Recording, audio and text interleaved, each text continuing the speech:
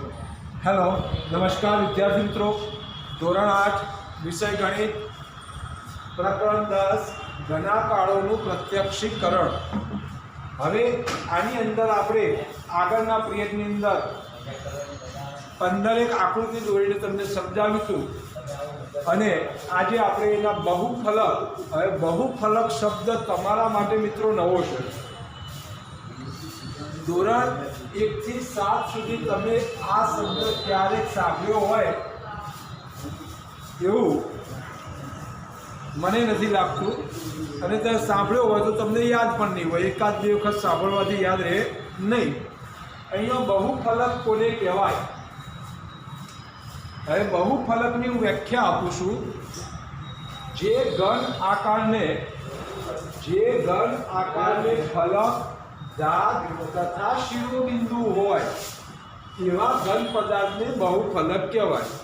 હવે વિદ્યાર્થી મિત્રો બીજો પ્રશ્ન એ પણ થાય કે સાહેબ આની અંદર ફલક કોને કહેવાય, ધાર કોને કહેવાય, શિરોબિંદુ કોને કહેવાય? હા, શિરોબિંદુ શબ્દ કદાચ તમે સાંભળ્યો હોય, પણ ફલક ને આપણે ગુજરાતીની અંદર જે લખ્યું છે ફલક એટલે સપાટી। ફલક એટલે સપાટી। જેમ કે હું આ મોબાઈલ છે તો આ એની ફલક કહેવાય, આ જે છે એની ધાર કહેવાય, અને આ જે છે એના શિરોબિંદુ કહેવાય। આ સ્પષ્ટ તમને સમજાવું છું, ફરીથી ધ્યાન આપજો। આ જે છે સપાટી, આ 1, આ 2, આ 3, આ 4, આ 5, આ 6, આ 6 જે છે એ એની સપાટી કહેવાય। અને આ જે છે 1, આ 2, આ 3, આ 4, આ 5, આ 6, 7 અને 8 આ જે છે એના શિરોબિંદુ કહેવાય। બરાબર છે? હવે ધાર કોને કહેવાય? તો આ 1, આ 2, આ 3, આ 4, આ 5, આ 6 નીચે 7 અને 8 ધાર કહેવાય। તો બસ આ પ્રકરણની અંદર તમને ખાલી ફલક, સપાટી, બરાબર, શિરોબિંદુ એટલે બિંદુ, ધાર એટલે કિનારી, આટલી વસ્તુ ખબર પડે એટલે આ ચેપ્ટર તમને આવડી જાય અને આકારને સમજણ પડવી જોઈએ। હવે બહુફલકની અંદર 3 વસ્તુ હોય, ફલક, ધાર અને શિરોબિંદુ, જે મેં અહીંયા તમને ગુજરાતીમાં પણ લખેલું છે। બરાબર છે? હવે યુલરનું સૂત્ર, યુલર નામના ગણિત શાસ્ત્રીએ એક સૂત્ર આપ્યું, જેને F + V - E બરાબર 2। F એટલે ફલક, V એટલે શિરોબિંદુ અને E એટલે ધાર, બરાબર એનો જવાબ 2 આવે। ફલક વત્તા શિરોબિંદુ માઇનસ ધાર બરાબર 2, સપાટી વત્તા બિંદુ માઇનસ કિનારી બરાબર 2। જો તમે E ને આ બાજુ લાવી લો તો 2 + E થાય, તો આ બંનેનો સરવાળો અને આ બંનેનો સરવાળો સમાન થાય, એવું આપણે અહીંયા કહેવામાં આવેલું છે। હવે આ 3 શબ્દો તમને સમજણ પડી ગઈ હશે। બહુફલકના અગત્યના 2 પ્રકાર છે, એક પ્રિઝમ અને બીજો છે પિરામિડ। બરાબર? પ્રિઝમ અને પિરામિડ। પ્રિઝમ જે બહુફલકનો પાયો અને મથાળું એકરૂપ બહુકોણ હોય અને બાકીના ફલક એટલે તમારે શું સમજવાનું? સપાટી સમજવાની। ફલક સમાંતર બાજુ ચતુષ્કોણ હોય તો આપણે એને પ્રિઝમ કહીએ છીએ। હા, પ્રિઝમની વ્યાખ્યા તમે નાના ધોરણમાં કહેતા હતા કે 3 બાજુ હોય, ત્રિકોણ હોય, બરાબર છે, અને નીચે એક સપાટી હોય તો આપણે પ્રિઝમ કહેતા હતા। પણ અહીંયા ગણિતની ભાષામાં આપણે એની વ્યાખ્યાનો આખો અલગ ઉલ્લેખ કરેલો છે, જે આપણા પાઠ્યપુસ્તક મુજબ પ્રિઝમનો પાયો ત્રિકોણ, ચોરસ, લંબચોરસ, સમાંતર બાજુ કે સમાંતર બાજુ ચતુષ્કોણ પર હોઈ શકે। પિરામિડ કોને કહેવાય? તો આ બહુફલકનો પાયો કોઈ એક પણ સંખ્યામાં આવો બહુકોણ હોય છે, તેના ફલકો પાયાની બાજુઓથી શરૂ થતા ત્રિકોણ હોય, અને આ ત્રિકોણાકાર ફલકો એક જ શિરોબિંદુ ધરાવે। ફલકો એટલે કે સપાટી। બરાબર ને? તમે સપાટી શબ્દનો પણ ઉપયોગ કરી શકો છો। હવે અહીંયા આપણે થોડા આગળ જઈએ। જેનો પાયો ત્રિકોણ હોય તેને ત્રિકોણીય પ્રિઝમ કહેવાય. જેનો પાયો ચોરસ હોય તો એને ચતુષ્કોણીય પ્રિઝમ કહેવાય. મોટાભાગના ધોરણની અંદર પ્રિઝમ એટલે સીધી 3 બાજુ આ જ ઉલ્લેખ કરતા હોય છે, પણ એ નાના ધોરણ માટે સીમિત હોય છે. જેમ ધોરણ અપ થાય એમ પ્રિઝમના પણ પ્રકાર હોય. બરાબર, ત્રિકોણીય પ્રિઝમ, ચતુષ્કોણીય પ્રિઝમ, બરાબર છે. તો હવે મેં અહીંયા પ્રિઝમ દોરેલા છે. આ પ્રિઝમ છે, આ ત્રિકોણીય પ્રિઝમ છે, અને આ ચોરસ ચતુષ્કોણીય પ્રિઝમ છે. આ જે છે એ ચતુષ્કોણીય પ્રિઝમ છે અને આ ત્રિકોણાકાર પ્રિઝમ છે. બરાબર છે. તો અહીંયા આ બંને ચતુષ્કોણીય પ્રિઝમ છે, આ બંને ત્રિકોણીય પ્રિઝમ છે. જે આકૃતિ મેં દોરી છે તમને દોરવામાં ટફ પડશે, પણ તમારે દોરવાની છે. હવે યુલરના સૂત્ર આધારિત દાખલા આપણે ગણીએ. તો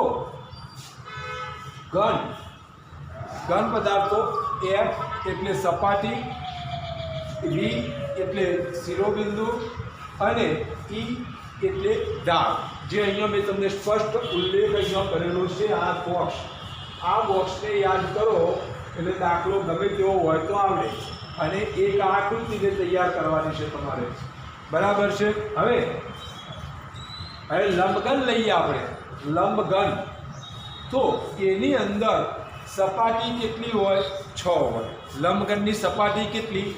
6. કઈ 6? તો જુઓ, હું તમને અહીંયા એક ઉદાહરણ આપી દઉં છું. ડસ્ટર છે નહીં એટલે હું મારા મોબાઈલનો ઉપયોગ કરું છું. આ મોબાઈલ એ લંબઘન છે. હવે આ મોબાઈલની સપાટી કેટલી? ફલક F સંજ્ઞાથી દર્શાવીએ. ફલક એને સપાટી. તો સપાટી કેટલી? તો એ તમે કહેશો સાહેબ 1 2 3 4 અને 5 અને 6. તો સપાટી કેટલી આવી? 6. બીજા દાખલામાં પછી ગણીને નહીં બતાવો, કોઈ અહીં ધ્યાન આપજો. હવે V કેટલા છે? V એટલે આપણે શું કીધું? શિરોબિંદુ. તો શિરોબિંદુ કેટલા? તો ધ્યાન આપજો. એ શિરોબિંદુ બતાવું છું. આ 1, આ 2, આ 3, આ 4, આ 5, આ 6, પછી આ બાજુ 7 અને 8. તો આ શિરોબિંદુ કેટલા થયા? 8 થયા. બરાબર છે. આ મોબાઈલ એટલે તમારે લંબઘન સમજવાનો છે. હવે E એટલે કે એની કિનારી કેટલી? આમાં કિનારી કેટલી? તો ધ્યાન આપજો. આ 1, આ 2, આ 3, આ 4, આ 5, આ 6, આ 7, આ 8, આ 9, આ 10, 11 અને આ 12.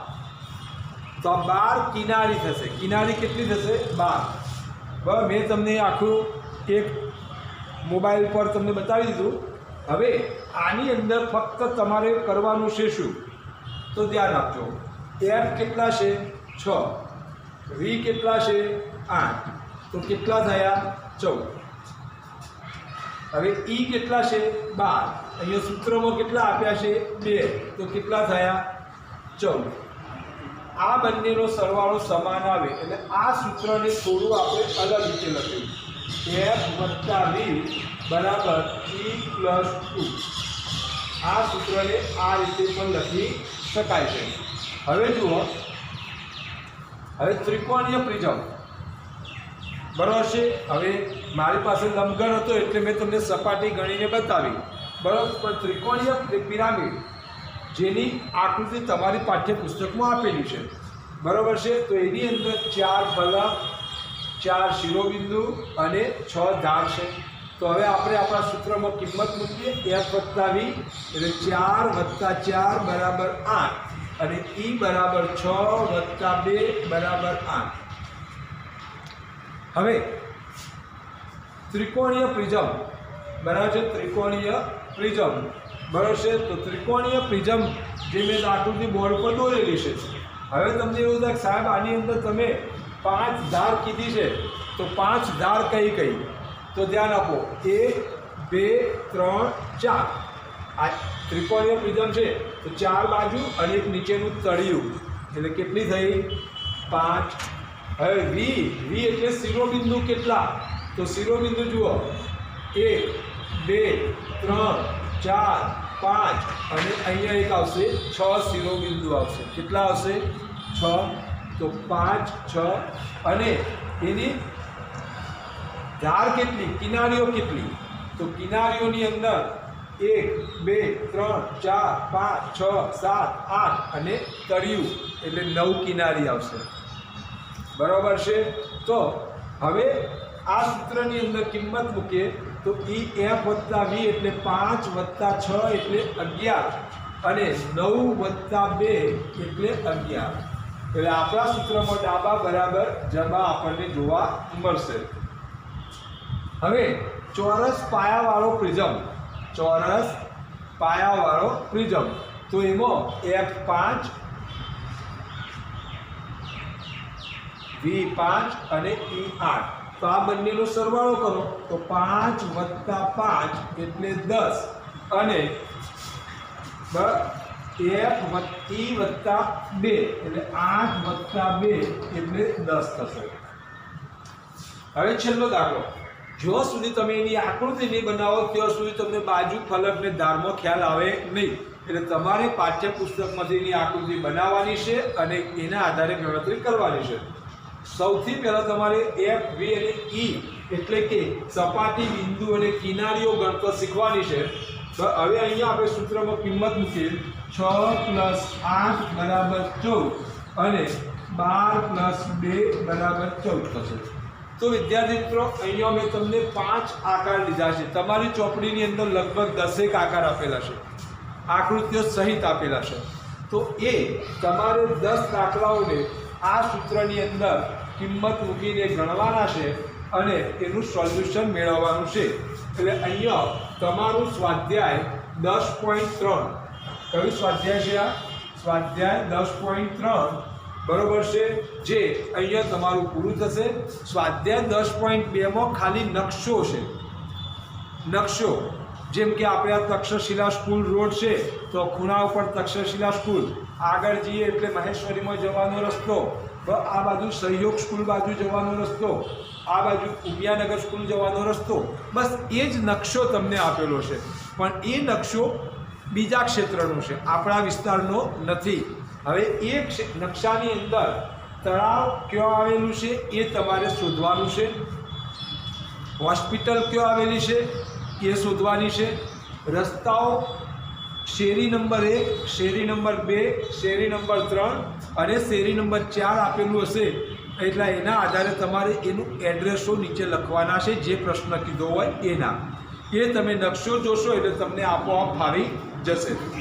અને 10.3ના આ બધા જ દાખલા અહીંયા ચાલી ગયા.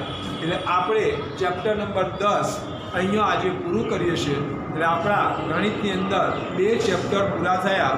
ચેપ્ટર નંબર 9 જે ઘણું વિશાળ હતું, મોટું હતું, જેને સમય કરવામાં પૂરું કરવામાં આપણને વાર લાગી.